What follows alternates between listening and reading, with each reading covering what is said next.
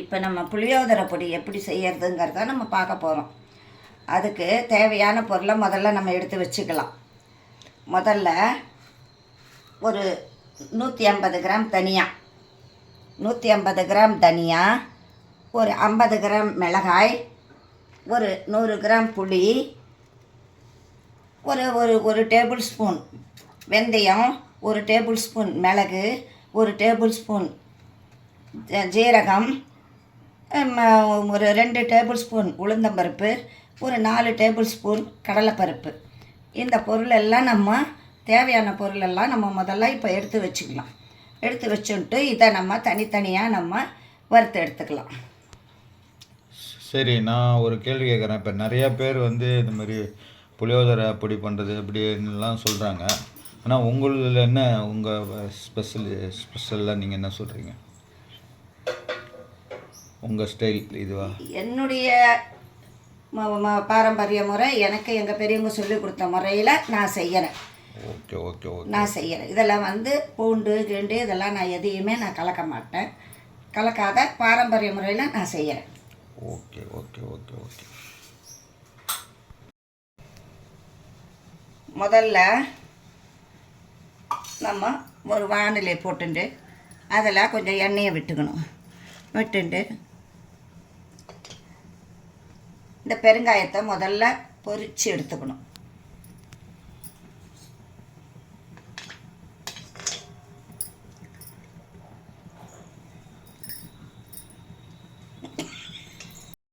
இந்த மாதிரி பெருங்காயத்தை நம்ம பொரித்து தனியாக எடுத்து வச்சுட்டு, அடுத்தது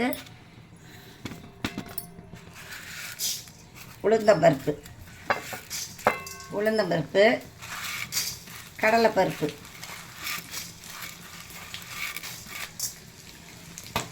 இது ரெண்டுத்தையும் நம்ம வறுத்து எடுத்துக்கலாம்.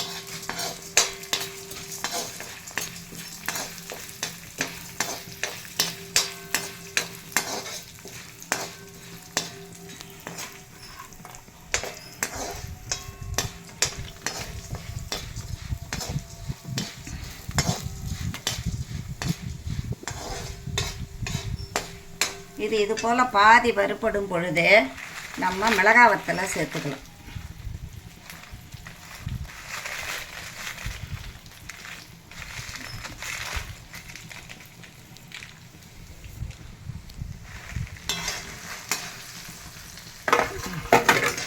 இந்த கோயில் புளியோதரைன்னு சொல்கிறாங்க, வீட்டு புளியோதரைன்னு சொல்கிறாங்க. எல்லாத்துக்கும் எதனா வேறுபாடு இருக்கா, டிஃப்ரெண்ட்டு? அதுக்கு என்ன ஸ்பெஷல் எஃபெக்டாக கொடுக்கணுமா? ஸ்பெஷல் எஃபெக்ட்டுங்கிற மாதிரி இதுக்கெல்லாம் எதுவும் கிடையாது. அவங்கவுங்க முறையில் செய்யறது தான். இதெல்லாம் கோவில் புளியோதரை, வீட்டு புளியோதரைன்றதெல்லாம் அவங்கவுங்க செய்கிற டேஸ்ட்டு தான். ஓகே ஓகே ஓகே ஓகே மிளகாய் எந்த அளவுக்கு வதக்கணும்? நல்லா கருப்பாக வேணுமா? கருப்பெல்லாம் ஆகக்கூடாது. இப்போ அது கீழே இருக்கிற உளுத்தம்பருப்பும் கடலைப்பருப்பும் கொஞ்சம் நல்லா செவர்ற மட்டும் மிளகாயோடு சேர்த்து வறுத்துட்டு நம்ம அதை தனியாக எடுத்துடலாம். அதை தனியாக ஒரு இதுவில் எடுத்து வச்சுக்கலாம்.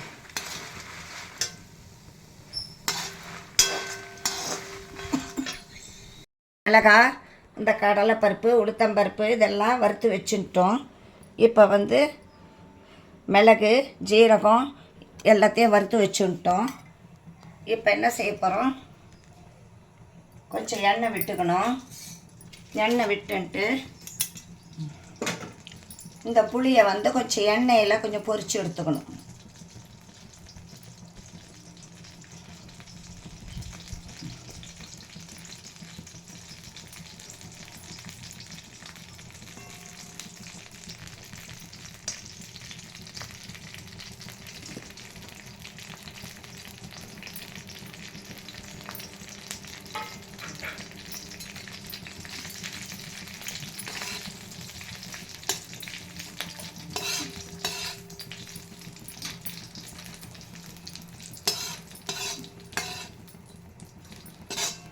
எக்காரணத்தை கொண்டும் உப்பை இது கூட சேர்த்து சூடு பண்ணி வறுக்கக்கூடாது.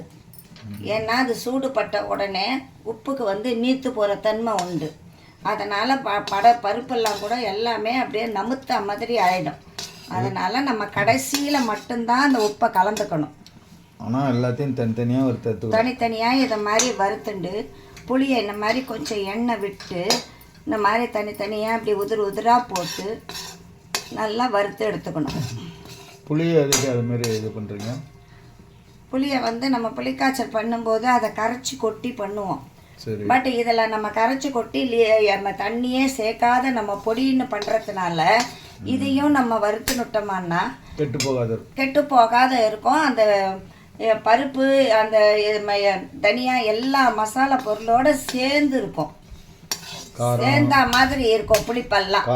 இல்லைன்னா தனியாக புளி மட்டும் தனியாக அந்த பச்சை வாசனை அடிச்சுட்டு தெரியும். அதனால தான் இதை கொஞ்சம் எண்ணெய் விட்டு கொஞ்சம் நல்லா அதை வறுத்துக்கிறது. அப்போ நான் சொல்லும்போது கொஞ்சம் எள்ளு சொல்ல மறந்துட்டேன். குச்சப்போரும் எள்ளும் நம்ம வந்து இந்த மாதிரி கல் இல்லாத பண்ணி நம்ம தண்ணியில் போட்டு எடுத்து வச்சுக்கலாம். எடுத்து வச்சுன்னுட்டு அது வரைக்கும் நல்லா அதிகம். ஆமாம். இப்போ இந்த புளியை அந்த மாதிரி நான் இன்னும் கொஞ்சம் நேரம் வறுப்படணும். வறுத்ததுக்கு அப்புறமா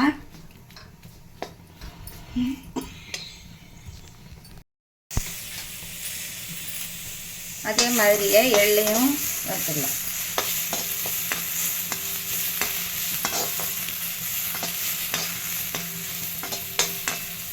மொத்தத்தில் எல்லாத்தையும் தனித்தனியாக வறுத்துக்கணும். இது ஏன் இந்த மாதிரி தனித்தனியாக வறுக்கிறோம்னா ஒரு சிலது சீக்கிரம் வறுப்பட்டுடும், ஒரு சிலது சீக்கிரம் வறுப்படாது.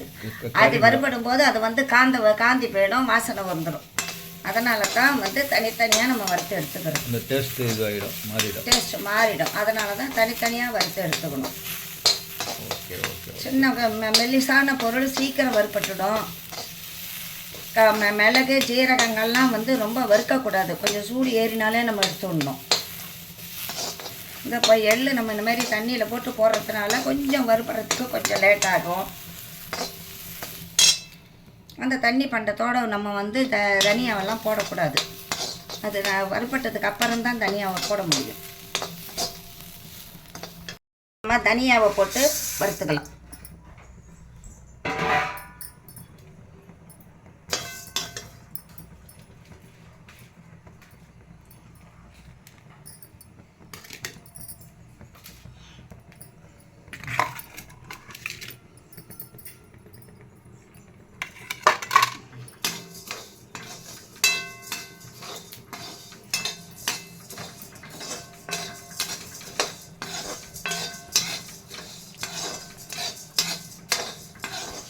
தனியா ரொம்ப நேரம் இருக்கணுமா, கொஞ்சம் விட்டா போதுமா?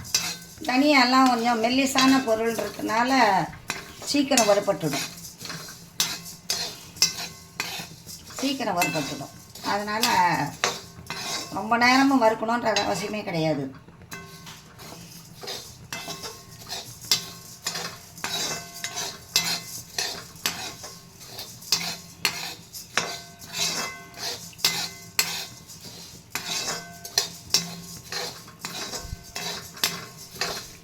புளியோதரை செய்வதற்கான மூலப்பொருள் எல்லாத்தையும் ரெடி பண்ணிட்டீங்க.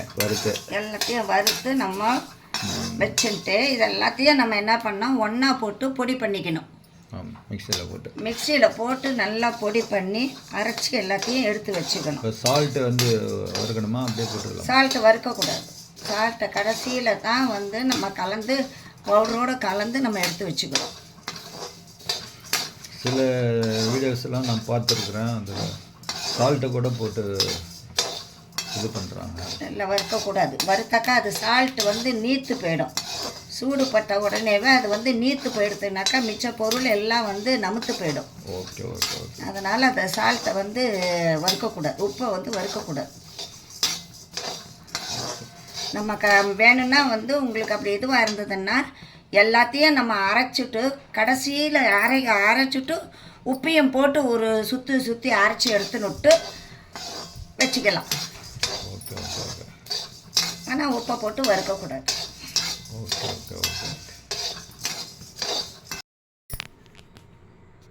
இது மாதிரி எல்லாத்தையும் தனித்தனியாக நம்ம வறுத்து வச்சுக்கணும்.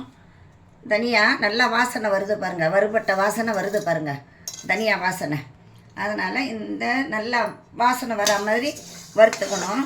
எல்லாத்தையும் தனித்தனியாக இந்த மாதிரி வறுத்து நான் இப்போ அரைச்சி உங்கள்கிட்ட காட்டுறேன். மிக்சர் போட்டு அரைச்சி காட்டுறேன். எல்லாத்தையும் ஒன்றா போட்டுடலாம்ல. 2 தடவை அரைச்சிக்கிட்டேன். 3வது தடவை அரைக்கிறதுல நம்ம கொஞ்சம் கல் உப்பும் கொஞ்சம் வெல்லமும் கொஞ்சம் சேர்த்துட்டேன். வெல்லம் விருப்பத்துக்கு ஏற்ற மாதிரி நம்ம சேர்த்துக்கலாம். இதில் போட்டுட்டேன் வெல்லத்தை. விருப்பத்துக்கு ஏற்ற மாதிரி வெல்லத்தை சேர்த்துக்கலாம். சில பேருக்கு சுள்ளுன்னு காரம் வேணுன்றவங்க வெல்லம் சேர்க்க வேண்டாம். எல்லாமே நார்மலாக கரெக்டாக இருக்கணுன்றவங்க கொஞ்சம் வெல்லம் சேர்த்துக்கலாம். ஓகே. புளிப்பு உப்பு காரம் எல்லாத்தையுமே நிதானப்படுத்தி கொடுக்கும் இந்த வெல்லம். ஓகே. இப்போ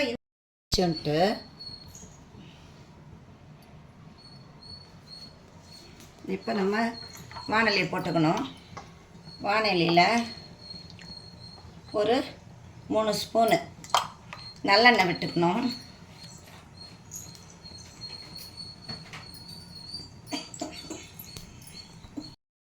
எண்ணெய் விட்டுருக்கேன்.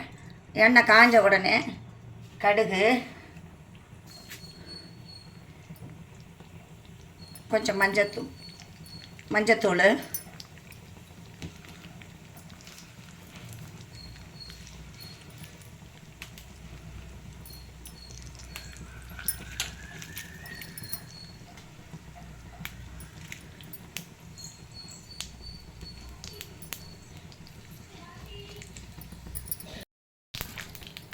கடுகு மஞ்சப்பொடி போட்டுட்டு உளுத்தம்பருப்பு, நம்ம புளிக்காய்ச்சலுக்கு தாளித்து கொட்டுற மாதிரி உளுத்தம்பருப்பு, கடலைப்பருப்பு, காஞ்ச மிளகாய்,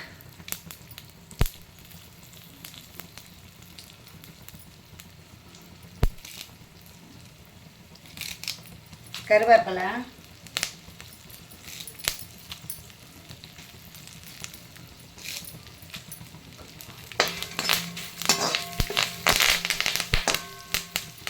எல்லாம் போட்டுண்டு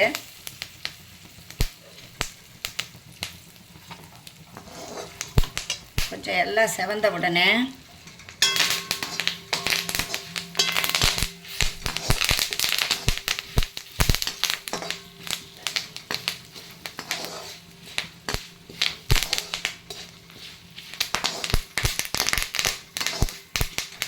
இது கூட 2 வேர்க்கடலையும் போட்டுண்டு எல்லாத்தையும் ஒன்றா வறுத்துக்கணும். தேவைப்படுறவங்க முந்திரி பருப்பு கூட நம்ம சேர்த்துக்கலாம்.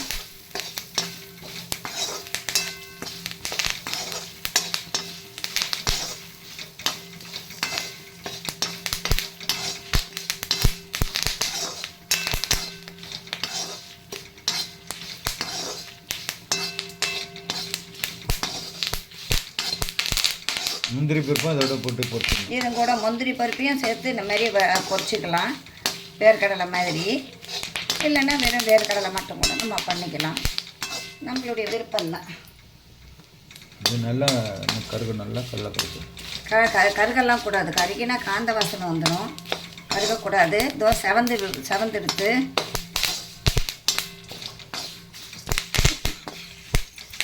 உடனே எல்லாம் நல்லா வறுபட்டு போச்சு. இப்போ நல்லா கடலைப்பருப்பு உளுந்த பருப்பெல்லாம் நல்லா செவந்து போச்சு. இப்போ அடுப்பு ஆஃப் பண்ணிடணும். ஆஃப் பண்ணிவிட்டு இப்போ நம்ம இதை அரைச்சி வச்சுருக்கிற இந்த பொடியை எல்லாம் ஒன்றா கலக்கிறதுக்கு அந்த தாளிச்சி கொட்டுறதுலையே போட்டு எல்லாத்தையும் ஒன்றா போட்டு கலந்துடணும்.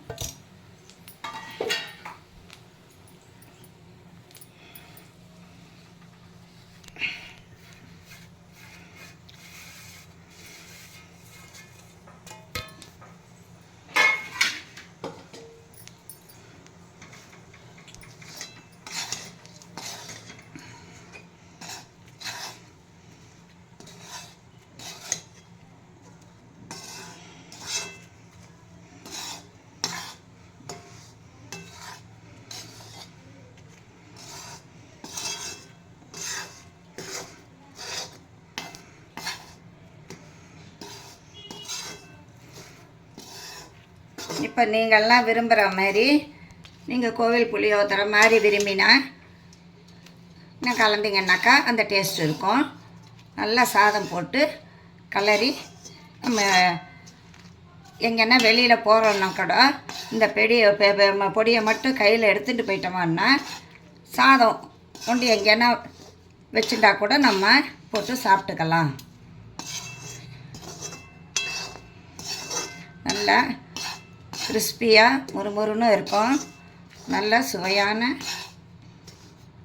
புளியோதரை சாதம் கலக்கிற மாதிரி இருக்கிற புளிக்காய்ச்சல் பொடி. சரி, இந்த பொடி அப்படியே புளி காய்ச்சலாக பண்ணிக்கணும்னா இது ஏன்? அப்படி உங்களுக்கு தேவைப்பட்டால் நீங்கள் கொஞ்சம் தண்ணி கொதிக்க விட்டு அந்த தண்ணியில் இதை போட்டு ஒரு 2 கொதி வந்ததுக்கப்புறமா நீங்கள் சாத்தில் போட்டு கலந்துட்டாக்கா அது புளிக்காய்ச்சல் மாதிரி இருக்கும். இப்போ எண்ணெய் விட்டுலாம் ஒன்றுமே பண்ண வேண்டாம், எதுவுமே பண்ண வேண்டாம்.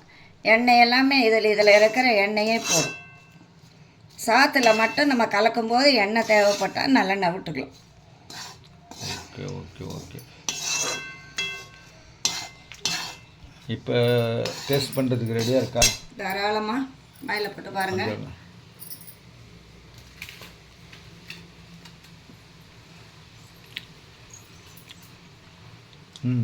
சூப்பராக இருக்குது.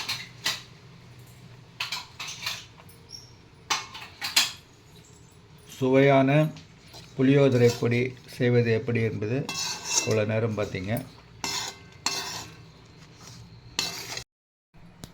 சுவையான புளியோதரை பொடி ரெடி. இதை நீங்களும் இதை மாதிரி செஞ்சு சாப்பாட்டில் போட்டு கலந்து நல்லெண்ணெய் ஊற்றி சாப்பிட்டு பாருங்கள். ரெடிமேட் புளியோதரை சூப்பராக இருக்கும். என்ஜாய் பண்ணுங்கள். சரி, கொஞ்சம் இன்னொரு டேஸ்ட்டுக்கு போடுங்க பார்க்கலாம்.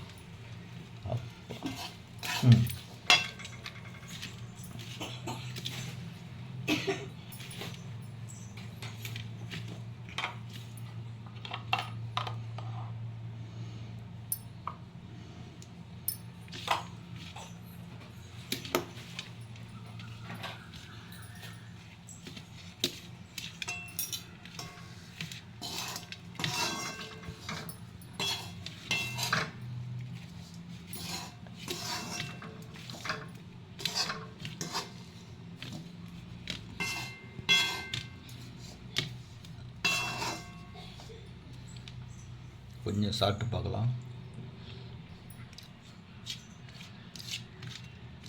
சூப்பராக இருக்குது.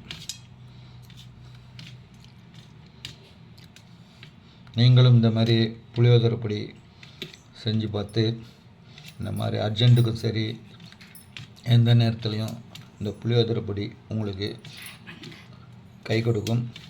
இந்த பதிவினை பார்க்கின்ற அனைத்து நல்லுள்ளவங்களும் அதை அனுபவித்து மற்றவங்களுக்கும் ஷேர் பண்ணுங்கள், லைக் பண்ணுங்கள். வணக்கம்.